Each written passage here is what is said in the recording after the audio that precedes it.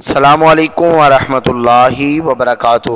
ایک ایسا دیوقامت شخص جسے دیکھ کر 80,000 کا لشکر سہم گیا، تاریخ کا وہ قد آور سپاہی جس کا سامنا کرنے کی طاقت بڑے بڑے سورما میں نہ تھی، لیکن ایک غریب سپاہی اور چرواہے نے اسے ایک ہی وار میں کیسے بچھاڑ کر رکھ دیا۔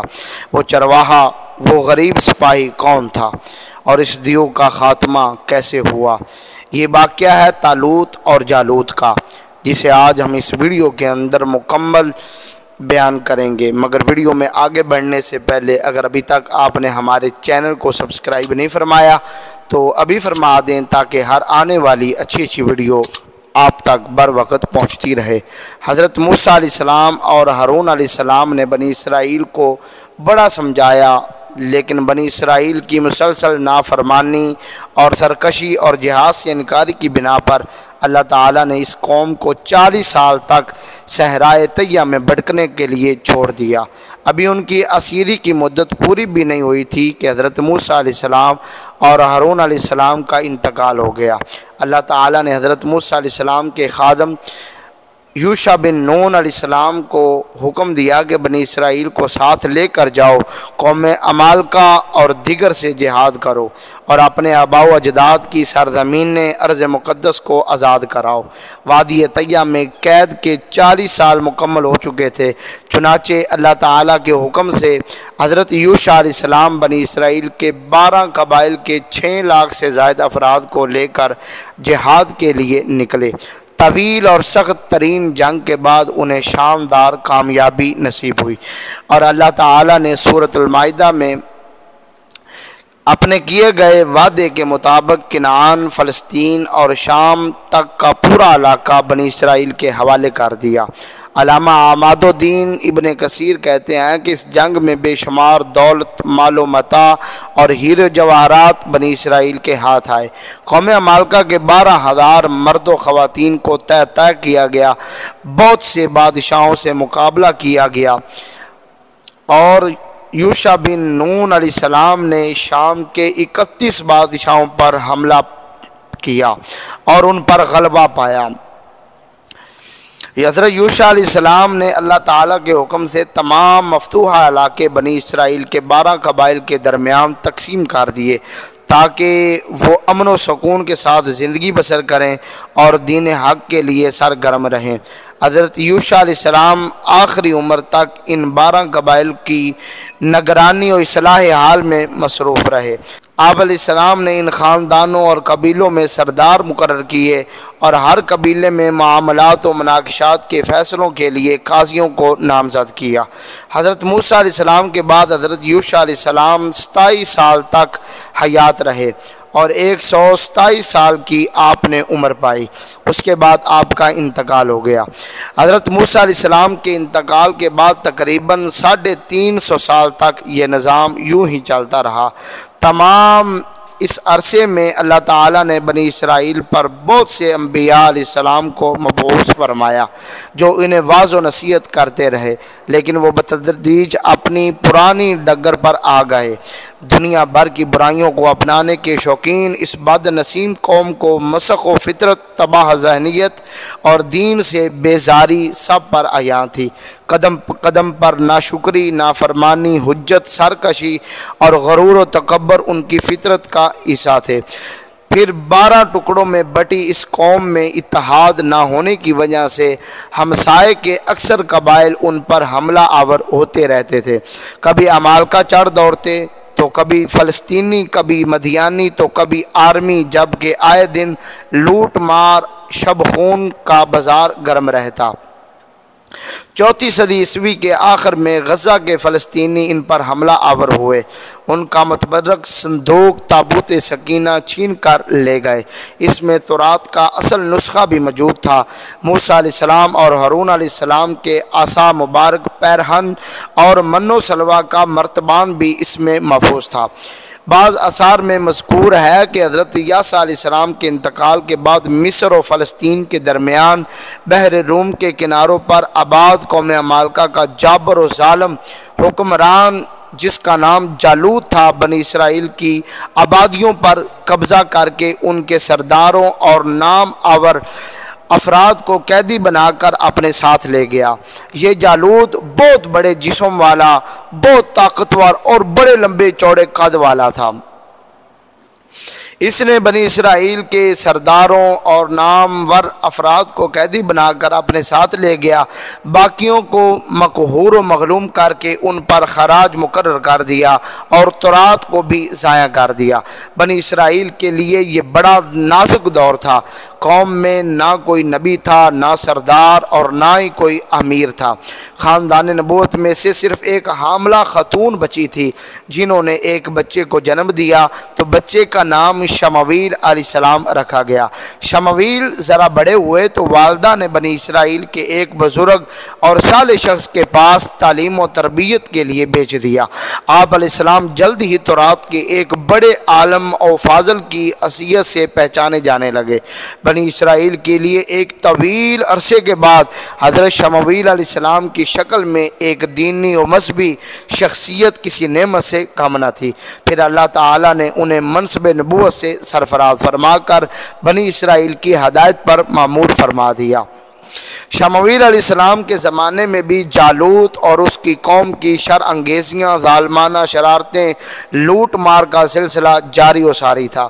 حضرت شمویل علیہ السلام کے درس و تبلیغ سے بنی اسرائیل کے کچھ لوگوں میں غیرت ایمانی جاگ اٹھی، تو وہ حضرت شمویل علیہ السلام کے پاس آئے اور درخواست کی کہ ہم پر ایک بادشاہ مقرر کر دیں۔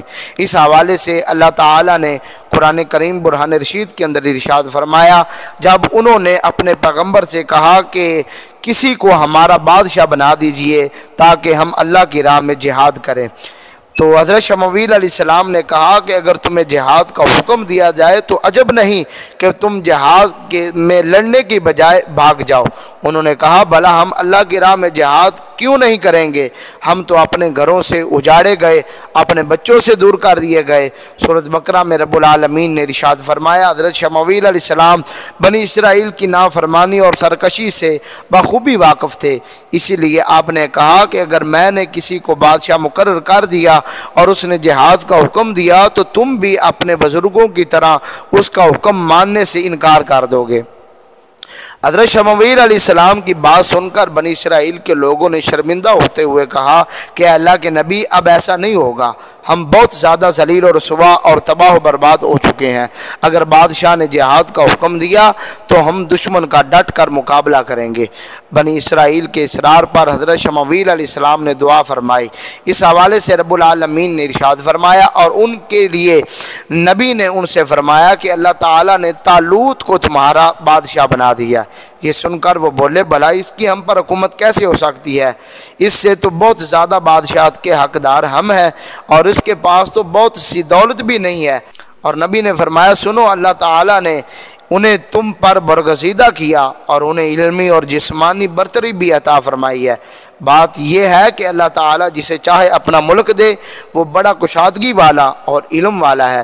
نبی نے ان سے مزید کہا کہ ان کی بادشاہی کی نشانی یہ ہے کہ تمہارے پاس ایک صندوق آئے گا جسے فرشتے اٹھائے ہوئے ہوں گے، اس میں تمہارے پروردگار کی طرف سے تسلی بخشنے والی چیزیں ہوں گی اور کچھ اور چیزیں بھی ہوں گی جو موسیٰ علیہ السلام اور ہارون علیہ السلام کا ترکہ ہے۔ اگر تم ایمان رکھتے ہو تو اس میں تمہارے لیے ایک بڑی نشانی ہے۔ حضرت طالوت بنی اسرائیل کے بادشاہ کی نسل سے نہیں تھے، وہ غریب آدمی تھے اور عام فوجی تھے اور چرواہے تھے، جس پر انہیں اعتراض تھا، لیکن نبی نے انہیں بتایا کہ یہ میرا انتخاب نہیں ہے بلکہ اللہ تعالیٰ نے مقرر فرمایا ہے۔ علاوہ ازیں کہ عادت و سعادت کے لیے مال سے زیادہ علم و عقل اور جسمانی قوت و طاقت کی ضرورت ہوتی ہے، اور طالوت ان سب میں تم سب سے ممتاز ہے، اسی لیے اللہ تعالیٰ نے انہیں اس منصب پر سرفراز فرمایا ہے اور جسے چاہتا ہے اپنی رحمت و عنایت سے نوازتا ہے۔ وہ علیم ہے، جانتا ہے بادشاہ کا مستحق کون ہے اور کون نہیں۔ معلوم یوں ہوتا ہے کہ جب نبی نے انہیں یہ بتایا کہ یہ تقرری اللہ کی سے ہے تو انہوں نے اپنے اطمینان اور تسلی کے لیے نشانی کا مطالبہ کیا۔ چنانچہ اگلی آیت میں تابوت سکینہ کا ذکر ہے جو ان کے لیے نہایت ہی متبرک تھا۔ اور جسے ان کے دشمن ان سے چھین کر لے گئے تھے۔ اللہ تعالیٰ نے نشانی کے طور پر وہ تابوت فرشتوں کے ذریعے حضرت طالوت کے دروازے پر پہنچا دیا، جسے دیکھ کر بنی اسرائیل خوشی سے نہال ہو گئے اور انہوں نے طالوت کی بادشاہی قبول کر لی۔ تابوت کی واپسی ان کے لیے فتح و سکینت کی علامت تھی۔ حضرت اکرمہ، حضرت سعدی، حضرت وہب بن منبہ رضی اللہ تعالیٰ عنہ فرماتے ہیں کہ طالوت سکہ تھے، یعنی لوگوں کو پانی پلایا کرتے تھے، اور حضرت وہب بن منبہ فرماتے ہیں کہ وہ کھالوں کو خشک کر کے چمڑا بنانے کا کام کرتے تھے۔ اسی وجہ سے بنی اسرائیل نے اعتراض کیا تھا کہ وہ نہایت ہی غریب اور گھٹیا اور نیچ کام کرتے ہیں۔ بنی اسرائیل کے اعتراض کی ایک وجہ یہ بھی تھی کہ ابھی تک جتنے بھی نبی آئے وہ آل لاوی سے تھے، جبکہ بادشاہ آل یہودا سے ہوتے تھے، اور طالوت کا تعلق آل بنیامین سے تھا۔ حضرت طالوت نے بعد میں قوم عمالقہ کے سخت گیر بادشاہ جالوت سے جنگ کا اعلان کر دیا۔ حضرت طالوت کو بنی اسرائیل کے قول و فعل کے تعداد کا علم تھا، چنانچہ انہوں نے میدان جنگ میں جانے سے پہلے ان کی ثابت قدمی میں آزمانا چاہا۔ اس واقعے کو اللہ تعالیٰ نے قرآن مجید میں یوں بیان فرمایا، جب طالوت لشکروں کو لے کر نکلے تو کہا، سنو، اللہ تعالیٰ تمہیں ایک نہر سے آزمانے والا ہے، جس نے اس میں سے پانی پی لیا وہ میرا نہیں، اور جس نے اس سے پانی نہ چکھا وہ میرا ہے۔ ہاں، یہ اور بات ہے کہ اپنے ہاتھ سے ایک چلو بھر لے، لیکن سوائے چند کے باقی سب نے وہ پانی پی لیا۔ پھر جب طالوت مومن لوگوں سمیت نہر سے گزر گئے تو وہ کہنے لگے، آج تو ہم طاقت نہیں رکھتے جالوت اور اس کی فوج سے لڑنے کی۔ مجاہدین کا لشکر آگے بڑھا اور دشمن کی فوج کے مقابل صف آراں ہوا۔ کہا ایک طرف اسلحے سے 40,000 کی تعداد میں قوم عمالقہ کے جنگجو، اور کہاں صرف 310 مجاہدین ہیں۔ یہ وہ لمحہ تھا کہ جب سامنے دشمنوں کی فوج ظفر و موج کو دیکھا تو خود کو تعداد میں کم سمجھ کر کمزوری اور بزدلی کی وجہ سے احساس کم تری کا شکار ہو گئے۔ طالوت نے انہیں تسلی دی اور ان کی ہمت بڑھائی۔ فرمانے باری تعالیٰ ہے کہ جو اللہ تعالیٰ کی ملاقات پر یقین رکھتے ہوں، بسا اوقات چھوٹی اور تھوڑی سی جماعتیں اللہ کے حکم سے بڑی جماعتوں پر غلبہ پا لیتی ہیں۔ اللہ تعالیٰ صبر کرنے والوں کے ساتھ ہے۔ دشمن فوج کا صفاق سردار جالوت ایک دیو ہیکل شخص تھا، جس نے اپنے بھاری برکم جسم کو لوہے کی ذرہ میں چھپایا ہوا تھا۔ اس نے جب اپنے سامنے مٹھی بھر مجاہدین دیکھے تو غرور و تکبر اور طاقت کے نشے میں چور چمکتی تلوار کے لیے مقابلے کے لیے للکارتا ہوا آگے بڑھا۔ اس کی ہیبت اور رعب کا یہ عالم تھا کہ کسی مجاہد میں آگے بڑھنے کی ہمت نہ تھی۔ ایسے میں طالوت نے بارگاہ خداوندی میں دعا کی، اے ہمارے رب، ہمیں صبر دے، ثابت قدمی دے اور قوم کفار پر ہماری مدد فرما۔ بعض اسرائیلی روایات کے مطابق کہ جالوت کی زبردست طاقت اور بنی اسرائیل کے اس مقابلے میں ہونے والی جھجک کو دیکھ کر طالوت نے اعلان کر دیا تھا کہ جو شخص جالوت کو قتل کرے گا اس سے میں اپنی بیٹی کی شادی کر دوں گا اور اس کو میں اپنی حکومت میں حصے دار بھی بناؤں گا۔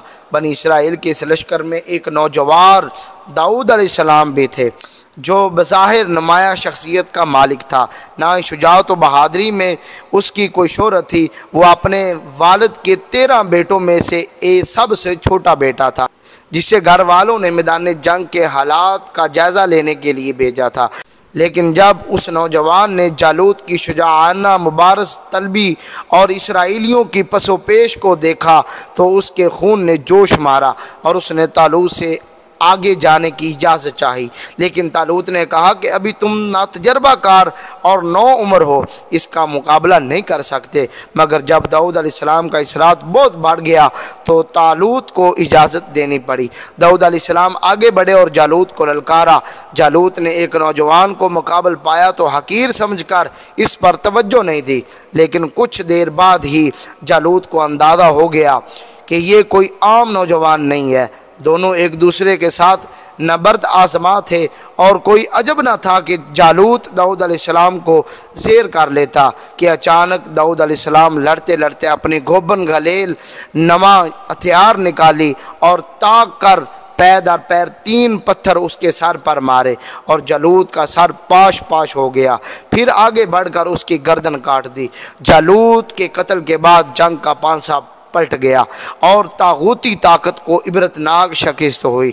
اس حوالے سے قرآن کریم میں اللہ تعالیٰ ارشاد فرماتا ہے طالوت کی فوج نے اللہ کے حکم سے انہیں شکست دی اور داؤد علیہ السلام نے جالوت کو قتل کر ڈالا اور اللہ تعالیٰ نے انہیں بادشاہی، دانائی اور جو کچھ چاہا سکھا دیا۔ طالوت نے وفائے عہد کے پیش نظر داؤد علیہ السلام کی ذہانت و شجاعت سے متاثر ہو کر اپنی بیٹی میکال کی شادی ان سے کر دی اور حکومت میں حصے دار بھی بنایا۔